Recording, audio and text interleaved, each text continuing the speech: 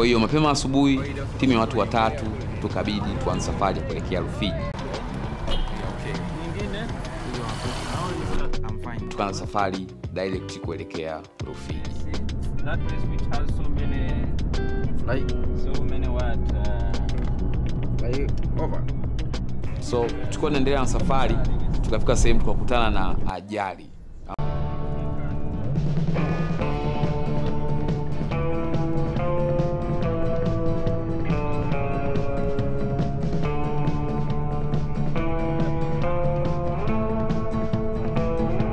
Kwa hiyo baada ya safari ndefu hatimaye tukafika mji wa Ikwiriri. Tufunge safari tuelekee kwa wanufaika kadhaa, na kwa sababu tumika kwa muda mrefu kila mmoja anajua mwenzake anaweza kufanya nini au muda huo afanye nini, mtu mwingine akiwa anafanya kitu fulani. Kwa kama kawaida kijana wetu Baloki akiona anafunga gimbo, basi mimi nitakuwa na shoot au nitakuwa naandaa settings za kamera.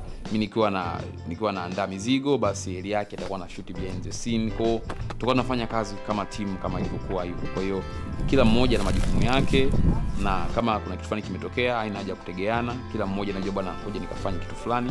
Kikubwa tu tunahakikisha kazi tunaimaliza kwa wakati na tunaishuti katika viwango ambavyo vinahitajika.